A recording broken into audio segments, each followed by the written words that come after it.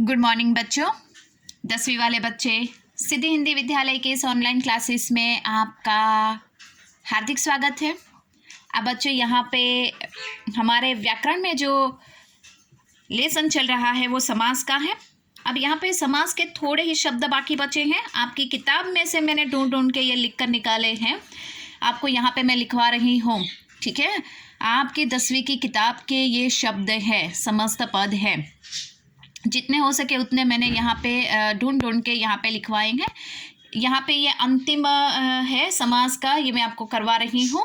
और इसके साथ मैं आपको आगे वाले वीडियो में मैं आपको होमवर्क दूंगी। ठीक है, और होमवर्क पहले मैं आपको दूंगी कुछ एक शब्द, करीबन 20-25 शब्द मैं आपको दूंगी, और फिर आपको उसका क्या करना है, अपने हिसाब से विग्रह करना है। और उसके नेक्स्ट वाले वीडियो में ही मैं आपको साथ में ही उसका जो क्वेश्चन आंसर्स जो है उसका मतलब विग्रह करने के बाद वो कौन से समास का प्रकार है वो भी मैं आपको भिजवाऊंगी। ठीक है, तो हर एक चीज़ का हम यहाँ पे मैं आपको सवाल जवाब किस प्रकार से वो सब आपको बताऊंगी, टेंशन करने की ज़रूरत नहीं है। अब यहाँ पे ये जो पद दलित, ठीक है, पद दलित लिखा हुआ ये शब्द है। समस्त पद उसका विग्रह करो। पद से दलित, पद पूर्व पद, दलित उत्तर पद, दोनों पदों के बीच में से विभक्ति का लोप हो जाता है तो पद दलित। तो समास का यहाँ पे कौन सा प्रकार, तत्पुरुष समास। उसके बाद यथोचित। बच्चों ये शब्द है ना, थोड़ा ज़्यादा गौर कीजिएगा क्योंकि ये परीक्षा में ज़्यादातर पूछा जाता है। यथोचित, विग्रह करो, यथा उचित हो। ये मैंने आपको बताया कि यथोचित वाक्य में ये शब्द का इस्तेमाल करते हैं। यथोचित सेवा कीजिए, यथोचित दान दीजिए, मतलब यथा उचित, आपको उचित लगे उसी प्रकार कीजिए। यथा उचित कार्य कीजिए, आपको उचित लगे उसी प्रकार से आप कार्य करें, अर्थात काम करें। तो यथा उचित, यथोचित ये शब्द है, उसका विग्रह किया तो यथा उचित हो। अर्थ तो एक ही हुआ, तो मतलब अव्ययी भाव समास। सुलोचना, सु यानी सुंदर, सुलोचना, लोचन ये शब्द है यहाँ पे। लोचन मतलब आंखें, सु मतलब सुंदर। सु ब्रैकेट में देखो मैंने लिखा है, विग्रह किया है तो सुंदर, सुंदर लोचनों वाली, सुंदर लोचनों वाली। आप बोलोगे कि यहाँ पे कर्मधारय, ये कर्मधारय समास का प्रकार है। क्यों? क्योंकि लोचन यानी आंख, विशेषण, उपमेय। ठीक है, कैसे है, सु यानी सुंदर, आंखों की सुंदरता, मतलब आंख कैसी है, सुंदर। समझ में आया? उसके बाद घर घर, देखो जुड़वा शब्द, एक दूसरे जैसे है ना, तो ये द्वंद्व में नहीं आएगा। क्यों? क्योंकि घर घर एक जैसे जुड़वा शब्द है, विरोधी नहीं है।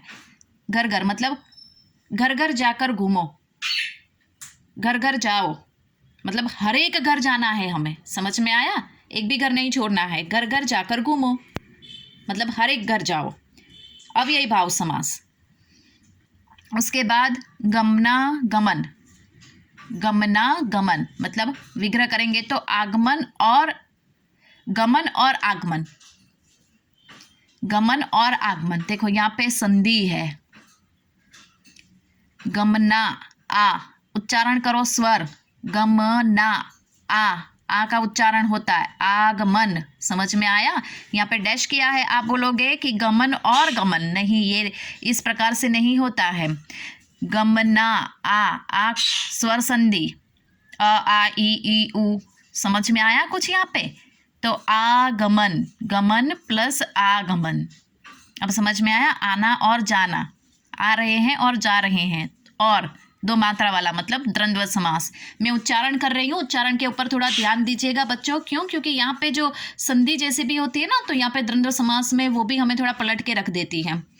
अनायास, अनायास, बिना आयास के, अनायास ही आ गए, बिना प्रयास किए, बिना प्रयत्न किए। समझ में आया? अनायास, आयास, अन प्लस आयास, अन यानी बिना, आयास यानी प्रयास, प्रयत्न, बिना प्रयत्न के, बिना प्रयास के, तत्पुरुष। क्यों? के आया ना यहाँ पे, का के लिए में पर से, ऐसा नहीं कि दोनों के बीच में ही आ सकता है, वो अंत में भी आ सकता है विभक्ति। समझ में आया। उसके बाद शीतोष्ण, शीतोष्ण विग्रह करो, शीत उष्ण, शीतोष्ण। यहाँ पे मैंने आपको बताया ना स्वर संधि वाला अ आ ई उ, ये मैं बोल रही हूँ ताकि थोड़ा सा समझ में आए। आप यहाँ पे क्या करना है, हमें वो शब्द अलग करने हैं, पद अलग करना है द्वंद्व समास में। समझ में आया। और दो मात्रा वाला शीत पूर्व पद, उष्ण उत्तर पद, दोनों एक दूसरे के विरोधी। शीत यानी ठंडा, उष्ण यानी गर्म। यहाँ पे देखो गमन आना, गमन जाना, सॉरी जाना, आगमन आना, दोनों एक दूसरे के विरोधी। अब समझ में आया द्वंद्व समास कब लगता है। उसके बाद प्रधानमंत्री, ये बच्चों ये शब्द के ऊपर भी ध्यान दीजिएगा। प्रधानमंत्री ये शब्द भी परीक्षा में पूछा जाए ऐसा शब्द है और पूछा गया है, ठीक है। विग्रह करेंगे तो मंत्रियों में प्रधान है जो, मंत्रियों में प्रधान है जो, तो सोचो कौन, जो पद के ऊपर बैठा है वो इंसान, पद विशेष ब्रैकेट में मैंने लिखा है। हमें यहाँ पे क्या, पूर्व पद उत्तर पद, पूर्व पद मंत्री, उत्तर पद प्रधान, दोनों पद यहाँ पे मुख्य नहीं होते, दोनों पदों को छोड़कर कोई तीसरा ही पद विशेष होता है। तो प्रधान मंत्रियों में जो प्रधान है, मतलब कौन प्रधान है, तो जो उस पद के ऊपर बैठा है वो इंसान, तो हमें नहीं पता क्यों, क्योंकि प्रधानमंत्री के पद पर तो कोई भी बैठ सकता है। तो व्यक्ति विशेष का नाम नहीं लिखना है यहाँ पे, पद विशेष हमें लिखना है। क्यों, क्योंकि पद का महत्व, प्रधानमंत्री तो कोई भी बन सकता है, लेकिन जो पद है वो पद ऐसा का ऐसा ही रहता है। समझ में आया। प्रधानमंत्री तो प्रधानमंत्री की उस जगह पे तो कोई भी इंसान बैठ सकता है, लेकिन जो उसका जो विशेष है वो पद का विशेष है, उसके बारे में हमें बताना है। प्रधानमंत्री तो विग्रह किया तो मंत्रियों में जो प्रधान है, तो मंत्रियों में कौन प्रधान है, वो तो कोई भी हो सकता है, कोई भी इंसान हो सकता है, लेकिन वो पद विशेष है। तो यहाँ पे पद विशेष ब्रैकेट में लिखना है और वो बहुव्रीहि समास में आएगा। ये थोड़ा ध्यान रखिएगा और लिखना भी है आपकी कॉपी में, ये थोड़ा ध्यान रखोगे तो क्या आपको फायदा होगा। उसके बाद यहाँ पे चक्रधर, चक्रधर, ठीक है, विग्रह करो, चक्र को धारण करने वाला, चक्र को धारण करने वाला। सोचो यहाँ पे चक्र पूर्व पद, धारण उत्तर पद, दोनों यहाँ पे प्रधान नहीं है, तो या हमें सोचना है कि चक्र किसने धारण किया है, हाँ विष्णु जी ने, तो ब्रैकेट में लिखो विष्णु जी। कौन से प्रकार, बहुव्रीहि समास। उसके बाद पंकज, पंकज शब्द समस्त पद है, उसका विग्रह करो। पंख में उत्पन्न होने वाला, पंख, पंख यानी कीचड़। अब सोचो पंख पूर्व पद, उत्पन्न उत्तर पद, पंख यानी कीचड़, तो कीचड़ में जन्म, उत्पन्न, कीचड़ में कौन सी वस्तु उत्पन्न होती है, तो कमल, तो यहाँ पे कमल शब्द लिखो। कौन से प्रकार, बहुव्रीहि समास। उसके बाद सादर, सादर, यहाँ पे स प्लस आदर, समझ में आया। आदर के साथ, आदर के साथ यानी आदर सहित। सादर प्रणाम, हम कहते हैं ना सादर प्रणाम, तो मतलब आदर के साथ हमने उनको प्रणाम किया, आदर सहित हमने उनको प्रणाम किया। अब दोनों में से कोई भी एक विग्रह लिखोगे तो भी चलेगा, आदर के साथ या आदर सहित, दोनों एक ही होता है, लेकिन यहाँ पे के विभक्ति मतलब तत्पुरुष समास। उसके बाद यहाँ पे आगे वाला शब्द वचनामृत, कौन सा है, वचनामृत। विग्रह करो इसका, वचन रूपी अमृत, वचन रूपी अमृत। वचन पूर्व पद, अमृत उत्तर पद, ठीक है। अमृत विशेषण, अमृत कैसा है, यहाँ पे देखो, अमृत यानी पवित्र, वचन रूपी अमृत, अमृत रूपी वचन, ऐसा लिखोगे तो भी चलेगा, वचनामृत, वचन रूपी अमृत। अर्थात यहाँ पे हमारे जो वचन है वो कैसे हैं, अमृत की तरह पवित्र।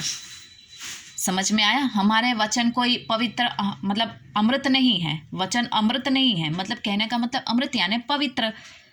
समझ में आया। तो हमने वचनामृत यानी हमने जो वचन दिया है वो कैसा है, पवित्र है। इसके लिए विशेषण, उपमेय उपमान, यहाँ पे उपमेय उपमान कर्मधारय समास। तो बच्चों यहाँ पे हमारे पाठ से रिलेटेड जो जुड़े हुए शब्द है यहाँ तक हमने देखे। आने वाले वीडियो में मैं आपको होमवर्क दूंगी, कौन कौन से शब्द मैं आपको उसका परिचय करवाऊंगी और फिर वो आपको होमवर्क में लिखने हैं। और उसके साथ ही मैं दूसरा भी एक वीडियो भेजूंगी। होमवर्क जो आपको शब्द दिए हैं उसको मैं विग्रह करके फिर समास का कौन सा प्रकार है वो भी मैं आपको भिजवा दूंगी ताकि आपको परेशानी ना हो। ठीक है, तब तक के लिए यहाँ पे रुकते हैं। Thank you.